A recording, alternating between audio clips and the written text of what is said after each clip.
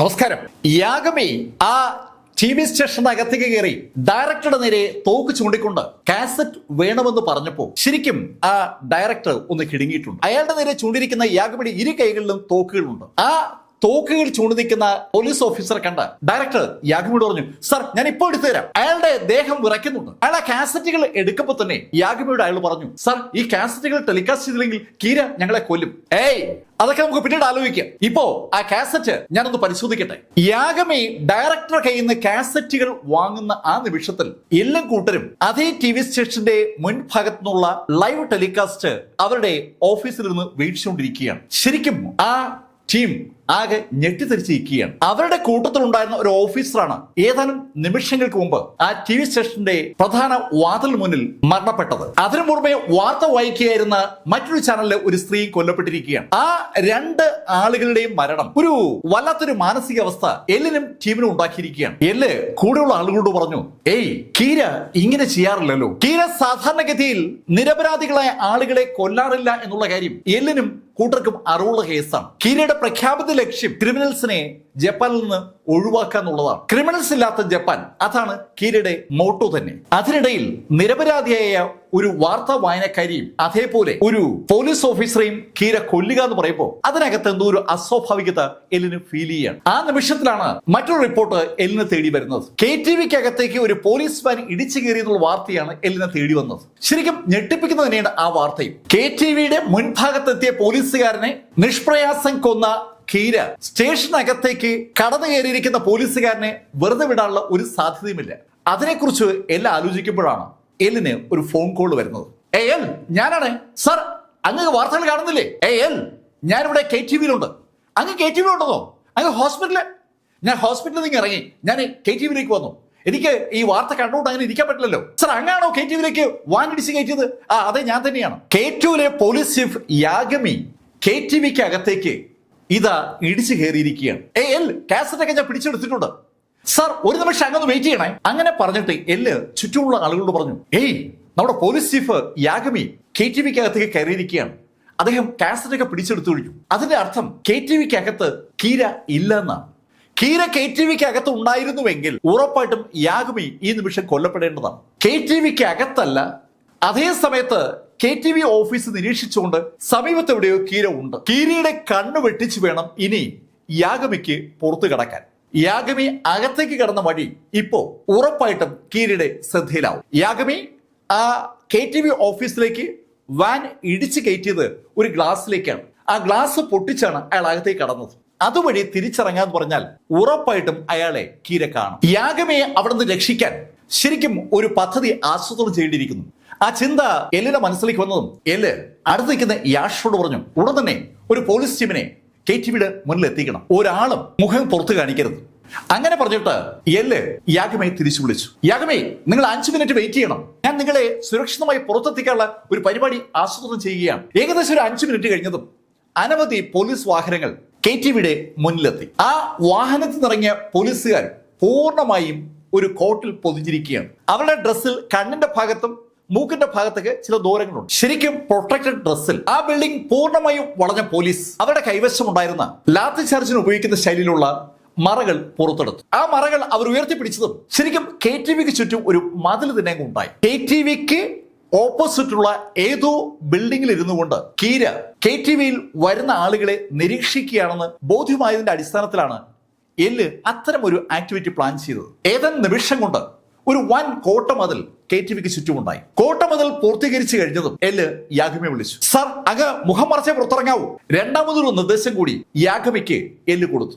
യാഗമി ഉടൻ തന്നെ അയാളുടെ കോട്ട് തലയ്ക്ക് മുകളിലേക്ക് വലിച്ചിട്ട് അയാളുടെ മുഖം ഏതാണ്ട് പൂർണ്ണമായും മറച്ച് സൈഡ് ചെരിഞ്ഞ് ആ KTVയുടെ വാതിലിന്റെ സമീപത്തേക്ക് എത്തി. അയാൾ അവിടെ എത്തിയതും അവരെ വളഞ്ഞു നിൽക്കുന്ന ആ കോട്ടയ്ക്കുള്ളിൽ നിന്ന് ഒരാൾ ഓടി യാഗമിയുടെ അടുത്തേക്ക് വന്നു. അയാൾ അതിവേഗം യാഗമിയെ അവിടെ വാഹനത്തിലേക്ക് കയറ്റി. നിമിഷം നേരം കൊണ്ട് യാഗമയെ കൊണ്ട് ആ വാഹനം അവിടെ നിന്ന് പാഞ്ഞു. യാഗമയെ പോയി കഴിഞ്ഞതും ആ മതിൽ പെട്ടെന്ന് അപ്രത്യക്ഷമായി. അവർ വന്ന വാഹനങ്ങളിലേക്ക് അതിവേഗം കയറുകയായിരുന്നു. ഏതാനും മിനിറ്റുകൾ കഴിഞ്ഞതും യാഗമി എല്ല് താമസിക്കുന്ന ആ ഹോട്ടൽ മുറിയിലേക്ക് എത്തി. ഹോട്ടൽ മുറിയിലേക്ക് എത്തിയ യാഗമി ശരിക്കും അവിടെയുള്ള സോഫയിലേക്ക് വീഴുകയായിരുന്നു. അയാൾ വല്ലാതെ ക്ഷീണിതനാണ്. ആശുപത്രി കിടക്കയിൽ നിന്ന് എണീറ്റ് ഓടിയ യാഗമി വല്ലാതെ ക്ഷീണിതനായതിൽ ഒരു അതിശയമില്ല. യാഗമി എല്ലിനോട് പറഞ്ഞു, എൽ, ഇതാണ് ആ കാസറ്റുകൾ. യാഗമി അങ്ങനെ പറഞ്ഞിട്ട് അയാളുടെ കോട്ടിനകത്തേക്ക് അയാൾ ഒളിപ്പിച്ചു വെച്ച ആ കാസറ്റുകളുടെ കൂട്ടം എല്ലിനെ ഏൽപ്പിച്ചു. 4 കാസറ്റുകളാണ് യാഗ്മി കൊണ്ടുവന്നിരിക്കുന്നത്. അതിൽ ഒന്നാമത്തെ കാസറ്റ് ഓൾറെഡി ടെലികാസ്റ്റിന് വിധേയമായതാണ്. രണ്ടാമത്തെ കാസറ്റ് യഥാർത്ഥത്തിൽ KTVക്ക് ഉള്ളതാണ്. ആ രണ്ടാമത്തെ കാസറ്റ് KTV കേട്ട് കഴിഞ്ഞതിന് ശേഷം മൂന്നാമത്തെ കാസറ്റ് ടെലികാസ്റ്റ് ചെയ്യണം. അങ്ങനെയാണ് അതിൽ നിർദ്ദേശങ്ങൾ കൊടുത്തിരിക്കുന്നത്. ആ കാസറ്റുകൾ ഉടൻ തന്നെ എല്ല് പരിശോധനയ്ക്ക് വിധേയമാക്കി. എല്ലും കൂടെയുള്ള ഉദ്യോഗസ്ഥരും ആ 4 കാസറ്റുകളും ആദ്യം സൂക്ഷ്മമായ ഫിംഗർ പ്രിന്റ് പരിശോധനയ്ക്കാണ് വിധേയമാക്കിയത്. ആ കാസറ്റുകൾ തപാലിലാണ് KTVയിലേക്ക് അയച്ചിരിക്കുന്നത്. KTVയിൽ എത്തിയ ആ കാസറ്റുകൾ ഏത് പോസ്റ്റ് ഓഫീസിൽ നിന്നാണ് അയച്ചതെന്നാണ് ആദ്യം അവർ ഐഡന്റിഫൈ ചെയ്യാൻ ശ്രമിച്ചത്. അതിനുശേഷം ആ കാസറ്റുകളുടെ പുറത്ത് പതിഞ്ഞു കിടക്കുന്ന വിരലടയാളം രേഖപ്പെടുത്തിയെടുക്കാനുള്ള ശ്രമം ആരംഭിച്ചു. അതിനുശേഷമാണ് ആ കാസറ്റിനകത്ത് എന്തുണ്ടെന്ന് നോക്കാൻ അവർ തുടങ്ങിയത്. രണ്ടാമത്തെ കാസറ്റ് നേരത്തെ KTVക്കാരൻ പറഞ്ഞതുപോലെ അയാൾക്കുള്ള നിർദ്ദേശമാണ്. ആ നിർദ്ദേശം വളരെ സിമ്പിളായ ഒന്നാണ്. മൂന്നാമത്തെ കാസറ്റ് എന്ന് ടെലികാസ്റ്റ് ചെയ്യണമെന്നാണ് രണ്ടാമത്തെ കാസറ്റിൽ സൂചിപ്പിക്കുന്നത്. മൂന്നാമത്തെ കാസറ്റിൽ എന്തായിരിക്കും അതറിയാൻ വേണ്ടി എല്ല് ആ കാസറ്റ് പ്ലേ ചെയ്തു. ശരിക്കും ക്വാളിറ്റി കുറഞ്ഞ ഒരു റെക്കോർഡിംഗ് ആണ് ആ കാസറ്റിനകത്തുള്ളത്. ശബ്ദം തന്നെ വളരെ ആൾട്ടേഡ് ആണ്, വിഷ്വലുകളും വളരെ ആൾട്ടേഡ് ആണ്. അത്ര ശക്തിയില്ലാത്ത അല്ലെങ്കിൽ പ്രകാശം വളരെ കുറഞ്ഞ ഏതോ സ്ഥലത്ത് വെച്ച് ഷൂട്ട് ചെയ്തിരിക്കുന്ന വിഷ്വലുകളാണ് അകത്തുള്ളത്. ആ വിഷ്വലുകൾ ശ്രദ്ധിച്ച എല്ല് യാഗമിയോടും കൂടുതലോടും പറഞ്ഞു, ഇത് കീര അല്ല. നമ്മൾ അറിയുന്ന കീര ഈ ശൈലിയിൽ പെരുമാറില്ല. കീര നമുക്ക് ഒരു ടേപ്പ് നൽകുകയാണെങ്കിൽ ആ ടേപ്പിന് ഒരു ക്വാളിറ്റി ഉണ്ടാവും. ഇത് ഏതോ അമച്വർ ആയിട്ടുള്ള ആരോ ചെയ്യുന്നതാണ്. കീരയെ അനുകരിക്കാനുള്ള ഒരു ശ്രമമാണ് അയാൾ ചെയ്യുന്നത്. അങ്ങനെ എല്ല് പറഞ്ഞപ്പോ യാഗമി എല്ലിനോട് ചോദിച്ചു, എൽ, ഇവിടെ ഒരു വിഷയം എനിക്ക് ഫീൽ ചെയ്യുന്നുണ്ട്. കീര തന്നെ നമുക്കൊരു ത്രെട്ടാണ്. കീരയെ അനുകരിക്കുന്ന ഈ വ്യക്തി കീരയേക്കാൾ ത്രെട്ടല്ലേ എന്നാണ് എന്റെ സംശയം. യാഗമി, നിങ്ങളുടെ സംശയം ശരിയാണ്. നമുക്കറിയാം കീരയ്ക്ക് ഒരാളെ കൊല്ലണമെങ്കിൽ കൊല്ലപ്പെടേണ്ട ആളുടെ മുഖവും അയാളുടെ യഥാർത്ഥ പേരും അറിയണമെന്ന്. പക്ഷെ നമ്മൾ ഇവിടെ കണ്ടത് മറ്റൊരു കാര്യമാണ്. കൊല്ലപ്പെടേണ്ട ആളിന്റെ പേര് ഈ കീരയെ അനുകരിക്കുന്ന ആൾക്ക് വേണ്ട എന്നുള്ളതാണ്. എല്ലിന്റെ ഒപ്പമുള്ള ഉദ്യോഗസ്ഥന്റെ ആ ID കാർഡിൽ ഉണ്ടായിരുന്ന പേര് വ്യാജ പേരാണ്. ആ പേര് ഉപയോഗിച്ച് ആ പോലീസ് ഉദ്യോഗസ്ഥനെ കൊല്ലാൻ ശ്രമിച്ചാൽ സ്വാഭാവികമായിട്ടും അത് ശരിയാകത്തില്ല. അപ്പൊ പേരല്ല അവിടെ ഉപയോഗിച്ചിരിക്കുന്നത്. മുഖം മാത്രം കണ്ടുകൊണ്ട് ഒരാളെ കൊല്ലാൻ കീരയുടെ അപരന് പറ്റുമെങ്കിൽ അയാൾ കീരയേക്കാൾ ശക്തനാണെന്നുള്ള കാര്യത്തിൽ ഒരു സംശയവും വേണ്ട. എല്ലും യാഗമിയും എന്ത് വേണ്ട ആ റൂമിലുള്ള മറ്റ് ഉദ്യോഗസ്ഥരൊക്കെ വല്ലാത്ത ടെൻഷനിലാണ്. എന്താ ഇപ്പൊ ചെയ്യുക? പെട്ടെന്ന് എല്ല് യാഗമിയോട് പറഞ്ഞു, യാഗമി, എനിക്ക് നിങ്ങളുടെ മകനെ ഒന്ന് ഇങ്ങോട്ട് വിളിച്ചാൽ കൊള്ളാന്നുണ്ട്. എല്ലിന് ഇപ്പോഴും എന്റെ മോനെ സംശയമുണ്ടോ? ഹേയ് യാഗമി, സംശയം ഉള്ളത് കൊണ്ടല്ല. ഇവിടെ ഈ പ്രശ്നം സോൾവ് ചെയ്യാൻ എനിക്ക് മിസ്റ്റർ റേഷ്യോയുടെ സഹായം വേണം. എല്ലും യാഗമിയും കൂടെയുള്ള ആളുകളും റേഷ്യോ ആ കേസിലേക്ക് വിളിച്ചു വരുത്തുന്നതിനെ കുറിച്ച് ചർച്ച ചെയ്തുകൊണ്ടിരിക്കുമ്പോൾ ലൈറ്റ് യഥാർത്ഥത്തിൽ TVയിൽ ഈ വാർത്ത ശ്രദ്ധിച്ചുകൊണ്ടിരിക്കുകയാണ്. ശരിക്കും ലൈറ്റ് ഏതാണ്ട് ഞെട്ടിയിരിക്കുകയാണ്.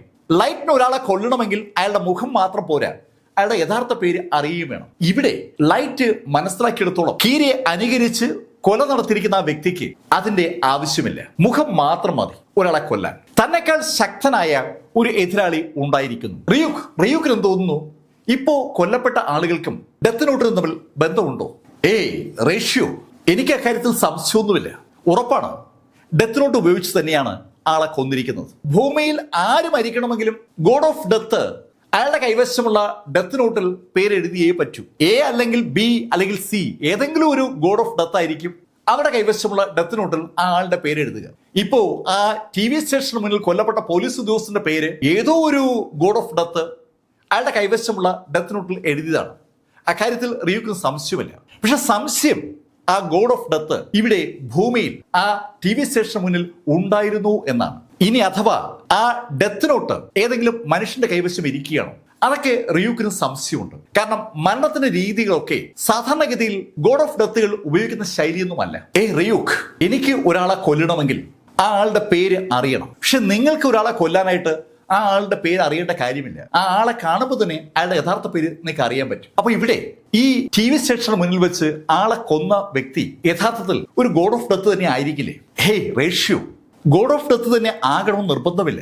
ഗോഡ് ഓഫ് ഡെത്തിനുള്ള അതേ കഴിവ്, അതായത് ഗോഡ് ഓഫ് ഡെത്തിന്റെ അതേ കണ്ണുകൾ ഒരാൾക്കുണ്ടെങ്കിൽ അയാൾക്ക് ആ ആളെ കാണുമ്പോൾ തന്നെ അയാളുടെ യഥാർത്ഥ പേര് അറിയാൻ പറ്റും. അങ്ങനെ യഥാർത്ഥ പേരറിഞ്ഞ ആള് അയാളുടെ പേര് അയാളുടെ കൈവശമുള്ള ഡെത്ത് നോട്ടിൽ എഴുതിയതാണ്. ഹേയ് റേഷ്യോ, ഞാൻ ഇക്കാര്യം നേരത്തെ പറഞ്ഞിട്ടില്ലേ? നിനക്ക് ആരെ കൊല്ലണമെങ്കിലും എന്റെ കണ്ണ് ഉപയോഗിച്ചാൽ മതി. അതിന് പക്ഷേ ഞാൻ പറഞ്ഞ കണ്ടീഷൻ ബാധകമാണ്. ലൈറ്റിന്റെ ലൈഫിന്റെ പകുതി അയാൾ വേണ്ടാന്ന് വെച്ചാൽ ആ നിമിഷത്തിൽ റിയൂക്കിനുള്ള അതേ കപ്പാസിറ്റി ലൈറ്റിനും കിട്ടും. ഒരാളെ കാണുമ്പോൾ തന്നെ അയാളുടെ ഒറിജിനൽ പേര് ലൈറ്റിന് മനസ്സിലാകും. ആ നിമിഷത്തിൽ ലൈറ്റിന് അയാളുടെ പേര് ഡെത്ത് നോട്ടിൽ എഴുതി അയാളെ കൊല്ലാനും പറ്റും. ആ ശേഷി നേടിയ ആരോ ആണ് ഈ കൊലപാതകങ്ങൾക്ക് പിന്നിലെന്നാണ് റിയൂക്ക് ഇപ്പോ ലൈറ്റിനോട് പറഞ്ഞത്. അങ്ങനെ പറഞ്ഞിട്ട് റിയൂക്ക് ലൈറ്റിനോട് ചോദിച്ചു, ലൈറ്റ് പക്ഷെ അയാൾ കീര എന്ന പേരാ ഉപയോഗിക്കുന്നത്, നിനക്ക് ഒരു പാരയാണല്ലോ. അങ്ങനെ റിയൂക്ക് പറഞ്ഞ അതേ നിമിഷത്തിലാണ് യാഗമിയുടെ കോൾ റേഷ്യോക്ക് വരുന്നത്. യാഗമിയുടെ കോള് കണ്ടതും റേഷ്യോ ഫോൺ എടുത്തു. അച്ഛാ എന്താ വെച്ചാ? റേഷ്യോ, ഞാനിപ്പോ എല്ലിന്റെ അടുത്തുണ്ട്. അച്ഛാ ഹോസ്പിറ്റലിൽ നിന്ന് ഇറങ്ങിയോ? ഞാൻ ഹോസ്പിറ്റലിൽ നിന്ന് ഇറങ്ങി. നീ ടിവിയിലെ കാര്യങ്ങളെ കണ്ടല്ലോ? അച്ഛൻ ഞാൻ കണ്ടായിരുന്നു. ഓക്കെ റേഷ്യോ, നീ ഇങ്ങോട്ട് വാ. യാഗമി അങ്ങനെ പറഞ്ഞപ്പോ റേഷ്യോ റിയൂക്കിനൊപ്പം അവന്റെ വീട്ടിൽ നിന്ന് ആ പോലീസ് ഹെഡ്ക്വാർട്ടേഴ്സിലെ ആളുകൾ താമസിക്കുന്ന ഹോട്ടലിലേക്ക് എത്തി. ശരിക്കും സെക്യൂരിറ്റി ഉള്ള ഒരു വലിയ ഹോട്ടലിലാണ് എല്ലും കൂട്ടറുമൊക്കെ താമസിക്കുന്നത്. ഒരു കാരണവശാലും കീര അവരെ കാണരുത് എന്ന് കരുതി എല്ലാ തരത്തിലുമുള്ള സുരക്ഷാ സംവിധാനങ്ങളും അവരുടെ ഒരുക്കിയിട്ടുണ്ട്. ഒരു തരത്തിലും അവരുടെ ആരുടെയും പിക്ചേഴ്സ് ഒരു സ്ഥലത്തും റെക്കോർഡ് ചെയ്യാതിരിക്കാനുള്ള എല്ലാ സംവിധാനങ്ങളും അവിടെ അവരെ ഒരുക്കിയിട്ടുമുണ്ട്. റേഷ്യോ യാഗമി വരുമ്പോ റേഷ്യോ സ്വീകരിച്ചുകൊണ്ട് വരാനായി എല്ല് ഒരു ഉദ്യോഗസ്ഥനെ താഴെ ഹോട്ടലിൽ നിർത്തിയിട്ടുണ്ട്. അയാൾ റേഷ്യോ പ്രതീക്ഷിച്ച് താഴെ നിൽക്കുമ്പോൾ മുകളിൽ യാഗമിയും എല്ലും ബാക്കിയുള്ള ആളുകളും ഈ വിഷയം സംസാരിക്കുകയാണ്. യാഗമിയുടെ കൂടെയുള്ള പോലീസ് ഓഫീസർ യാഷ് എല്ലിനോട് ചോദിച്ചു, മിസ്റ്റർ എൽ, നമ്മള് മിസ്റ്റർ റേഷ്യോ ഡിപ്പെൻഡ് ചെയ്യേണ്ട കാര്യമുണ്ടോ? യാഷ്, റേഷ്യോയുടെ വിശകലന ശേഷി നമുക്ക് ഈ അവസരത്തിൽ ഉപയോഗപ്പെടുത്തേണ്ടതാണ്. എനിക്ക് ചില സംശയങ്ങളൊക്കെ ഉണ്ട്. ആ സംശയങ്ങൾ തീർക്കാൻ നമുക്ക് റേഷ്യോ കൂടി ഇവിടെ വേണം. അങ്ങനെ അവർ സംസാരിക്കുമ്പോഴേക്കും താഴ്ന്ന ആ ഉദ്യോഗസ്ഥൻ ലൈറ്റിനെ കൊണ്ട് മുകളിലേക്ക് എത്തി. ലൈറ്റ് മുറിയിലേക്ക് വന്നതും എല്ല് കാര്യം പറഞ്ഞു. റേഷ്യോ, നീ ടിവിയിൽ കാര്യങ്ങൾ കണ്ടു കാണുമല്ലോ. ഞാൻ ഒരു കാര്യം വ്യക്തമാക്കാം. നമ്മൾ ഇതുവരെ കണ്ടു പരിചയിച്ച കീരയുടെ ആക്ടിവിറ്റിയും ഇപ്പോ കീര എന്ന പേരിൽ ടിവിയിൽ ശബ്ദത്തിലൂടെ പ്രത്യക്ഷപ്പെട്ട ആ വ്യക്തിയുടെ ആക്ടിവിറ്റിയും നമുക്ക് അങ്ങോട്ട് യോജിപ്പിക്കാൻ കഴിയില്ല. രണ്ടും രണ്ട് വ്യക്തികളാകാനാണ് സാധ്യത. എല്ലിന്റെ നിഗമനം അതുപോലെ തന്നെ ലൈറ്റും പങ്കുവയ്ക്കുകയാണ്. അത് കണ്ടതും യാഗമി റേഷ്യോട് ചോദിച്ചു, റേഷ്യോ, നിനക്ക് ഇത് ആരായിരിക്കുമെന്നുള്ള വല്ല ഊഹമുണ്ടോ? അച്ഛാ, ആളാരാണെന്ന് കൃത്യമായിട്ട് ഐഡന്റിഫൈ ചെയ്യാൻ എനിക്ക് അങ്ങോട്ട് പറ്റിയിട്ടില്ല. പക്ഷേ കീര ഇതുവരെ ചെയ്തിരുന്ന ആക്ടിവിറ്റികളിൽ നിന്ന് ലേശം വ്യത്യാസമുണ്ട് പുതിയ ആളുടെ ആക്ടിവിറ്റി. അതുകൊണ്ടാണ് ഞാൻ ഇത് വേറൊരാളാണെന്ന് പറഞ്ഞത്. അങ്ങനെ പറഞ്ഞതും എല്ല് ലൈറ്റിനോട് പറഞ്ഞു, റേഷ്യോ, ഈ കാസറ്റുകൾ നോക്ക്. ഇത് കീര എന്ന പേരിൽ ഒരാൾ KTVയിൽ എത്തിച്ച കാസറ്റുകളാണ്.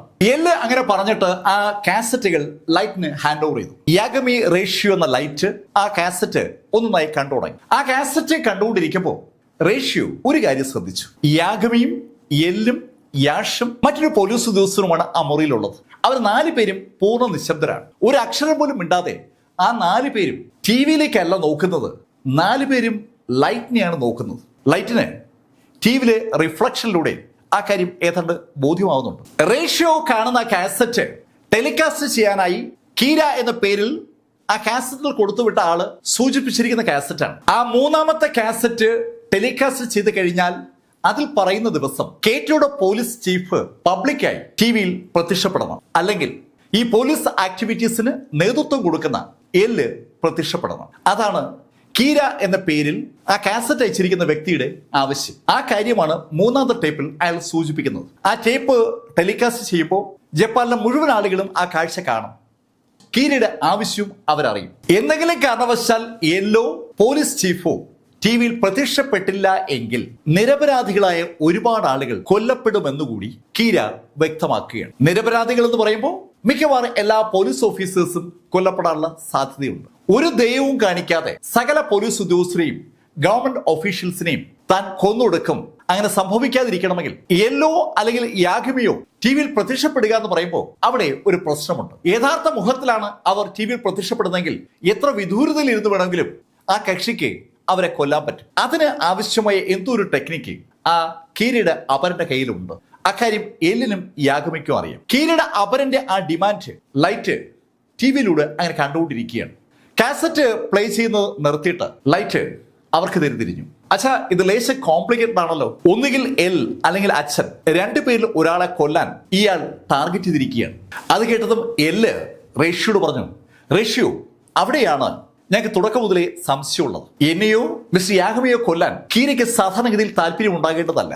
കീരയുടെ ലക്ഷ്യം ഈ നാട്ടിലെ ക്രിമിനൽസിനെ ഒഴിവാക്കുക എന്നുള്ളതാണ്. അപ്പൊ പിന്നെ എന്തിനാണ് അയാൾ പോലീസ് ചീഫിനെയോ അല്ലെങ്കിൽ എന്നെയോ കൊല്ലാൻ നിർബന്ധം പിടിക്കുന്നത്? ഹേയ്, കീരയ്ക്ക് നിങ്ങളൊരു ത്രെട്ട് ആയതുകൊണ്ട് കീര ചിലപ്പോ നിങ്ങളെ ഒഴിവാക്കാൻ ശ്രമിക്കും. കീരയുടെ അപരന് നിങ്ങളെ ഭയപ്പെടേണ്ട കാര്യമില്ല.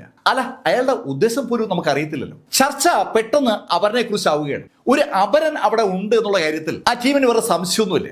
എല്ലാണ് ആദ്യം അത്തരത്തിൽ ഒരു സംശയം മുന്നോട്ട് വെച്ചത്.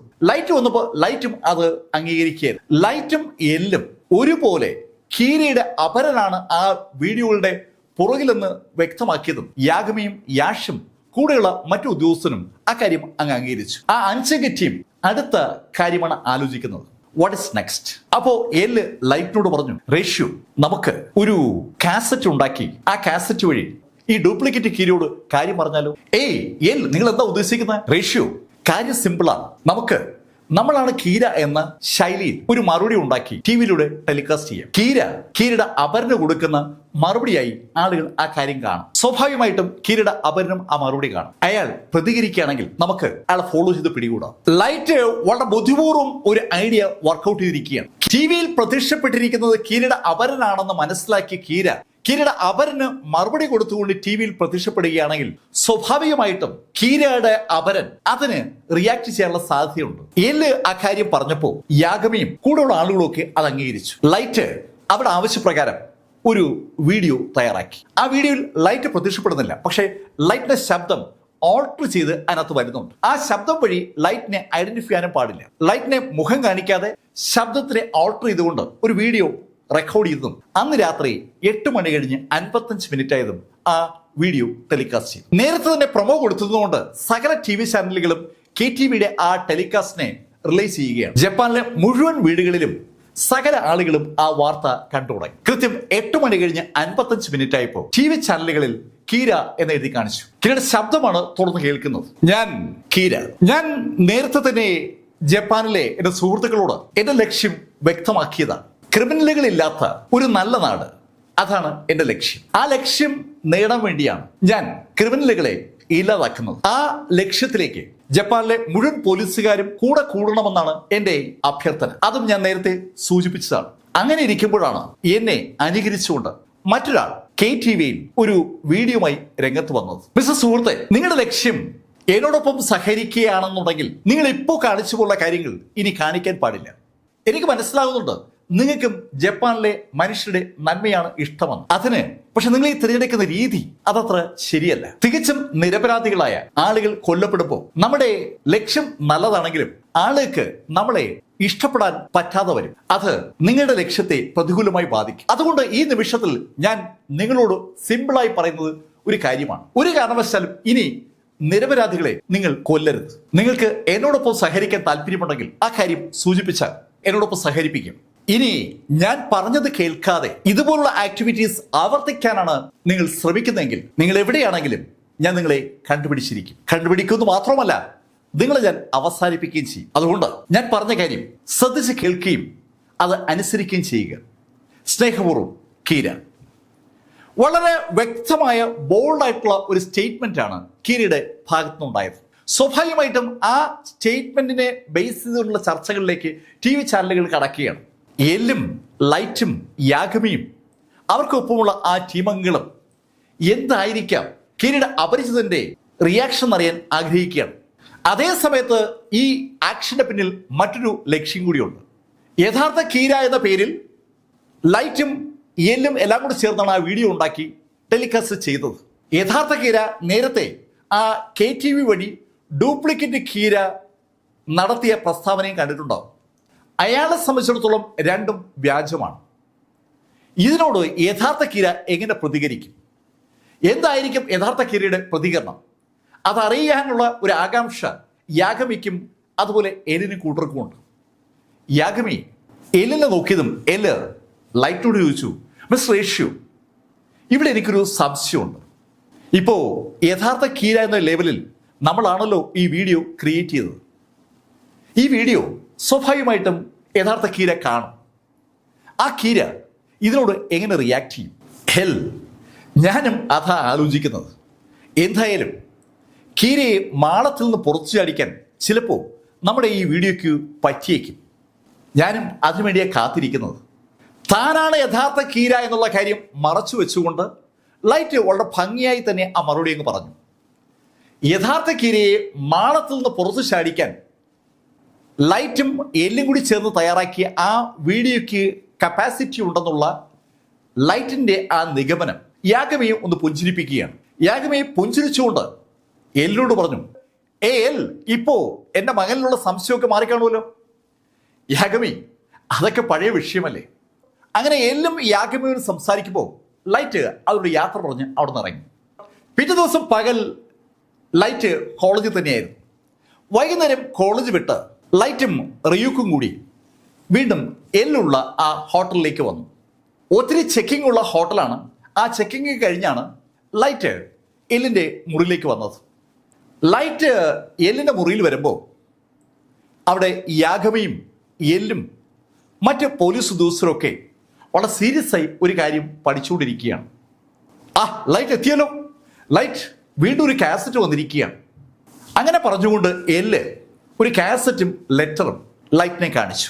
ശരിക്കും ഒരു ഡയറി കുറിപ്പ് പോലുള്ള ഒരു ലെറ്റർ അവിടെ ഇരിക്കുകയാണ്. അതിനൊപ്പം ഒരു കാസറ്റ് ഉണ്ട്. ആ കാസറ്റ് ലൈറ്റ് പ്ലേ ചെയ്തു. ഹലോ കീര, ഞാൻ നിങ്ങൾ പറഞ്ഞതനുസരിച്ച് കാര്യങ്ങൾ ചെയ്യാൻ ആഗ്രഹിക്കുന്ന ആളാണ്. ഇനി മുതൽ ഞാൻ നിരപരാധികളെ ഉപദ്രവിക്കത്തില്ല. എനിക്ക് നിങ്ങളെ നേരിൽ കാണാൻ ആഗ്രഹമുണ്ട്. നിങ്ങൾ ആരെന്നറിയാനുള്ള ആഗ്രഹവും എനിക്കുണ്ട്. നമുക്ക് എപ്പോഴാണ് നേരിൽ കാണാൻ കഴിയുക? പോലീസുകാരുടെ ശ്രദ്ധയപ്പെടാതെ എവിടെ വെച്ചാൽ നമ്മൾ തമ്മിൽ കണ്ടുമുട്ടുക? നിങ്ങളെ സഹായിച്ചുകൊണ്ട് നിങ്ങൾക്കൊപ്പം നിൽക്കാനാണ് എനിക്ക് ആഗ്രഹം. അതുകൊണ്ട് എത്രയും പെട്ടെന്ന് നമുക്കൊന്ന് കാണാം. സ്നേഹപൂർവ്വം കീരയുടെ സുഹൃത്ത്. ആ കത്തിൽ പറയുന്ന കാര്യങ്ങൾ റെക്കോർഡ് ചെയ്ത കാസറ്റും ആ ഡയറി കുറിപ്പും ഒക്കെ KTVയിലാണ് തപാൽ വഴി കിട്ടിയത്. അവിടെ നിന്നാണ് പോലീസ് അതിനെ സംഘടിപ്പിച്ച് എല്ലിൻ്റെ ഓഫീസിൽ കൊണ്ടുവന്നത്. ആ കാസറ്റിൽ പറയുന്ന കാര്യങ്ങളൊക്കെ ലൈറ്റ് കേട്ട് കഴിഞ്ഞതും എല്ല് ആ ഡയറി കുറിപ്പ് റേഷ്യോയുടെ കയ്യിലേക്ക് കൊടുത്തു. റേഷ്യോ ആ ഡയറി കുറിപ്പ് വായിച്ചു തുടങ്ങി. ഏപ്രിൽ മാസത്തിലെ 30 ദിവസങ്ങളാണ് അതിനകത്ത് കുറിച്ചിരിക്കുന്നത്. രസകരമായ കേസ് എന്ന് ചോദിച്ചാൽ ഏപ്രിൽ മാസത്തിലെ 20-ാം തീയതി മുതൽ 30-ാം തീയതി വരെയുള്ള കാര്യങ്ങളും രേഖപ്പെടുത്തിയിട്ടുണ്ട്. അന്ന് തീയതി പക്ഷേ ഏപ്രിൽ 19 ഏപ്രിൽ 19 വരെയുള്ള കാര്യങ്ങൾ രേഖപ്പെടുത്തിയതിന് ശേഷം 20-ാം തീയതി രേഖപ്പെടുത്തിയിരിക്കുന്നത് ഞാൻ ടൗണിലെ A to Z പ്ലാസയിൽ പോയി. ഏപ്രിൽ 21 ഞാൻ ടൗൺ സ്ക്വയറിൽ പുസ്തകക്കടകളിലൊക്കെ പോയി. ഏപ്രിൽ 22, ഏപ്രിൽ 23, ഏപ്രിൽ 24, ഏപ്രിൽ 25 അങ്ങനെ എഴുതി ഏപ്രിൽ 30 വരികയാണ്. ഞാൻ എൻ്റെ സുഹൃത്തിനെ കണ്ടുമുട്ടി. ആ ഡയറി കുറിപ്പ് മുഴുവൻ വായിച്ച ലൈറ്റ് വീണ്ടും ആ കുറിപ്പുകൾ വായിച്ചു തുടങ്ങി. ലൈറ്റ് വീണ്ടും ആ കുറിപ്പുകൾ വായിക്കുന്ന കണ്ടതും എല്ല് ലൈറ്റിനോട് ചോദിച്ചു, റേഷ്യോ, എന്താണ് ഈ കുറിപ്പിനെ കുറിച്ചുള്ള നിങ്ങളുടെ അഭിപ്രായം? എൽ, ഇതിൽ 30 എന്ന് പറയുന്ന തീയതി കീരയും കീരയുടെ ആ പുതിയ സുഹൃത്തും തമ്മിൽ കണ്ടുമുട്ടുന്നതിനെയാണ് സൂചിപ്പിക്കുന്നത്. പക്ഷേ എനിക്ക് അതിനു മുമ്പുള്ള ചില കുറിപ്പുകൾ സംശയം ഉണ്ടാക്കുന്നുണ്ട്. പ്രത്യേകിച്ചും ഏപ്രിൽ 22. ഏപ്രിൽ 22 KTVയിലെ ഗോൾഡൻ മാളിൽ ഭക്ഷണം കഴിച്ചു എന്നാണ് രേഖപ്പെടുത്തിയിരിക്കുന്നത്. നമുക്കറിയാമല്ലോ, ഗോൾഡൻ മാൾ ഒരു വലിയ മാളാണ്. ഒരുപാട് ആളുകൾ വരുന്ന മാളാണ്, പ്രത്യേകിച്ചും കോളേജ് വിദ്യാർത്ഥികൾ. എനിക്ക് തോന്നുന്നത് ആ ദിവസം കീരയും കീരയുടെ ഈ പുതിയ എതിരാളിയും തമ്മിൽ കണ്ടുമുട്ടുമെന്നാണ്. വളരെ വിശദമായ ഒരു വിശകലനമാണ് ആ ഡയറി കുറിപ്പിനെ ബേസ് ചെയ്തുകൊണ്ട് യാഗമി റേഷ്യോ എന്ന ലൈറ്റ് നടത്തിയിരിക്കുന്നത്. ലൈറ്റിൻ്റെ ആ വിശദീകരണം കേട്ടതും യാഗമി ലൈറ്റിനോട് ചോദിച്ചു, റേഷ്യോ, അവർ തമ്മിൽ കണ്ടുമുട്ടുമെന്ന് സൂചിപ്പിക്കുന്നത് ഏപ്രിൽ 30 അല്ലേ? അച്ഛാ, അതങ്ങനെയല്ല. അവർ കണ്ടുമുട്ടാൻ ഏറ്റവും സാധ്യതയുള്ളതായി എനിക്ക് തോന്നുന്നത് ആ മാളാണ്, ഗോൾഡൻ മാൾ. അവിടെ ഉറപ്പായും കീരിയെ അനുകരിക്കുന്ന ആ ആളും എത്താൻ സർവ്വസാധ്യതയുമുണ്ട്. ലൈറ്റ് അയാളുടെ മനസ്സിൽ തോന്നിയ കാര്യങ്ങളൊക്കെയാണ് അവിടെ അവതരിപ്പിച്ചത്. എല്ലിനോടും യാഗമയോടും യാത്ര പറഞ്ഞ് ലൈറ്റ് വീട്ടിലേക്ക് തിരിച്ചു. ലൈറ്റ് പോയി കഴിഞ്ഞപ്പോൾ യാഗമി എല്ലിനോട് ചോദിച്ചു, ഇപ്പോഴും നിങ്ങൾക്ക് എൻ്റെ മകനെ സംശയമുണ്ടോ? ചീഫ്, എൻ്റെ മനസ്സിൽ ഒരാളെക്കുറിച്ച് സംശയം തോന്നിയാൽ അത് പൂർണ്ണമായും മാറാൻ അല്പസമയം പിടിക്കും. എന്തായാലും ഇപ്പോഴും റേഷ്യോ നമ്മുടെ സംശയത്തിൽ തന്നെ നിൽക്കുന്നതുകൊണ്ട് റേഷ്യോ 22-ാം തീയതി ഗോൾഡൻ മാളിലേക്ക് പോകട്ടെ. യഷ്, നീ രഹസ്യമായിട്ട് അന്ന് റേഷ്യു പിന്തുടരണം. ശരിക്കും യാഗമിയുടെ മകൻ റേഷ്യുയാണോ കീര എന്ന് ഇതുവരെയും എലിന് ഉറപ്പില്ല. യാഗമിയുടെ മകൻ റേഷ്യോ കീര അല്ലെങ്കിൽ അത് ഉറപ്പിക്കേണ്ട സമയം ആയിരിക്കുകയാണ്. ആണെങ്കിൽ അത് ഉറപ്പിക്കണം. രണ്ടായാലും 22-ാം തീയതി നിർണായകമായ ദിവസമാണ്. അന്ന് ആ മാളിൽ വെച്ച് റേഷ്യോയെ ആ അപരൻ കണ്ടുമുട്ടുമോ എന്നാണ് ഇനി അറിയേണ്ടത്. പക്ഷേ ഇവിടെ ഒരു പ്രശ്നമുണ്ട്. റേഷ്യോയാണ് കീരയെങ്കിൽ, കീരയെ കൊല്ലാൻ ആഗ്രഹിക്കുന്ന വ്യക്തിയാണ് കീരയുടെ അപരനെങ്കിൽ, ആ മാളി വെച്ച് കീര എന്ന റേഷ്യോ കാണുന്ന പക്ഷത്തിൽ ആ അപരൻ കീരയെ കൊല്ലും. അതിനെക്കുറിച്ച് ആലോചിച്ചപ്പോൾ യാഗമിക്ക് ഒരു ഭയമുണ്ട്. തൻ്റെ മകനാണ് കീരയെങ്കിൽ അവൻ കൊല്ലപ്പെടാൻ പോവുകയാണ്. അതിനെക്കുറിച്ച് എല്ലിനോട് യാഗമെ ചോദിച്ചതും എല്ല് യാഗമയോട് പറഞ്ഞു, ചീഫ്, അങ്ങനെയൊന്നും സംഭവിക്കത്തില്ല. അവിടെ നമ്മുടെ ആളുകൾ ഇഷ്ടംപോലെ ഇല്ലേ? നമ്മുടെ ആളുകൾ മുഴുവൻ നോക്കി നിൽക്കുമ്പോൾ ആരും വേണ്ടാത്ത കാര്യങ്ങളൊന്നും ചെയ്യില്ല.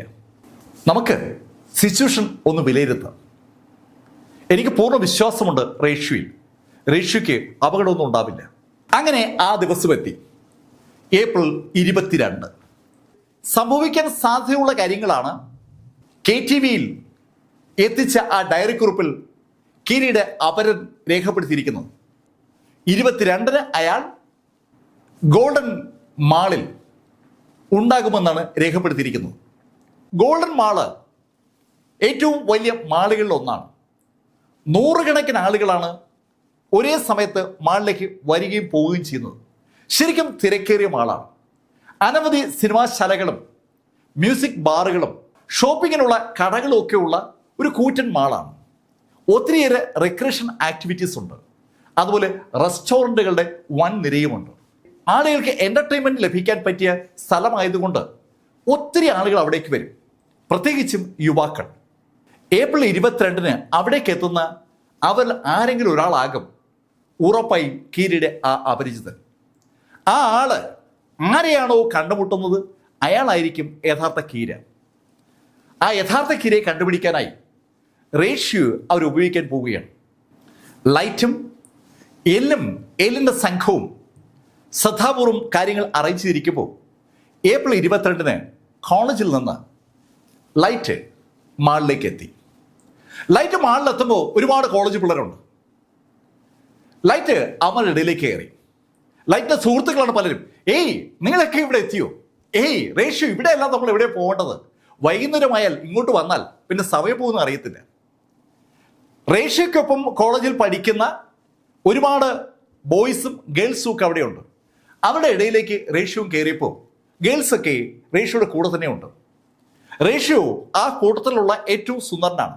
അതുമാത്രമല്ല, റേഷ്യോയുടെ ഒന്നാമത്തെ ദിവസത്തെ പെർഫോമൻസ് ആ കുട്ടികളുടെയൊക്കെ ശ്രദ്ധയിലുണ്ട്.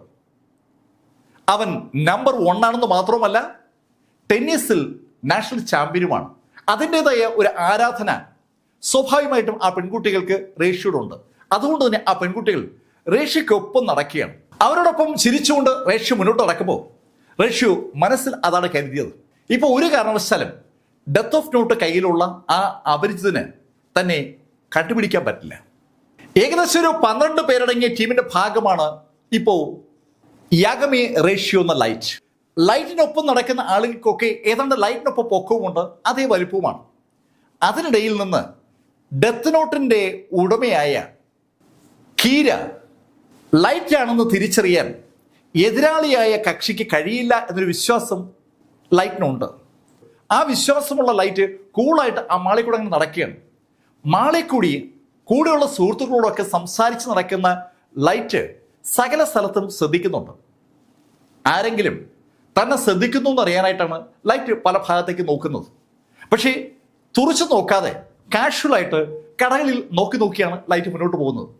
കടകളും റിക്രിയേഷൻ ആക്ടിവിറ്റീസ് നടക്കുന്ന പ്ലേസും റെസ്റ്റോറൻറ്റുകളും ഒക്കെ കറങ്ങി ഏകദേശം ഒരു 2-3 മണിക്കൂർ കഴിഞ്ഞിട്ടാണ് ലൈറ്റ് അവിടെ നിന്ന് ഇറങ്ങിയത്. ഈ 3 മണിക്കൂറിനിടയിൽ ലൈറ്റിന് തൻ്റെ എതിരാളിയെ അല്ലെങ്കിൽ സുഹൃത്താകണമെന്ന് ആഗ്രഹിക്കുന്ന ആ ഡെത്ത് നോട്ടുകാരനെ കാണാൻ പറ്റാത്തതിൻ്റെ ഒരു വിഷമമുണ്ട്. പക്ഷേ ലൈറ്റ് വീട്ടിൽ മടങ്ങിയെത്തിയപ്പോൾ ടി വിയിലെ വാർത്ത കണ്ട് ഞെട്ടുകയാണ്. KTVയിൽ ഒരു പുതിയ വീഡിയോ കാസറ്റ് ലഭിച്ചിരിക്കുകയാണ്. പഴയ വീഡിയോ കാസറ്റുകൾ വന്ന അതേ കൊറിയർ വഴി തന്നെയാണ് ആ വീഡിയോ കാസറ്റ് വന്നിരിക്കുന്നത്. ആ വീഡിയോ കാസറ്റ് വൈകുന്നേരം 8 മണിക്ക് ടെലികാസ്റ്റ് ചെയ്യാനാണ് ആ കാസറ്റിൽ എഴുതിയിരുന്നത്. അതിനനുസരിച്ച് 8 മണിയായപ്പോൾ ആ കാസറ്റ് ടെലികാസ്റ്റ് ചെയ്യപ്പെട്ടു. ടെലികാസ്റ്റ് ചെയ്തതും ഒരു ബ്ലാക്ക് സ്ക്രീനിൽ ഒരു കറുത്ത രൂപം പ്രത്യക്ഷപ്പെട്ടു. ആ രൂപം ഏതാണെന്ന് തിരിച്ചറിയാൻ കഴിയത്തില്ല.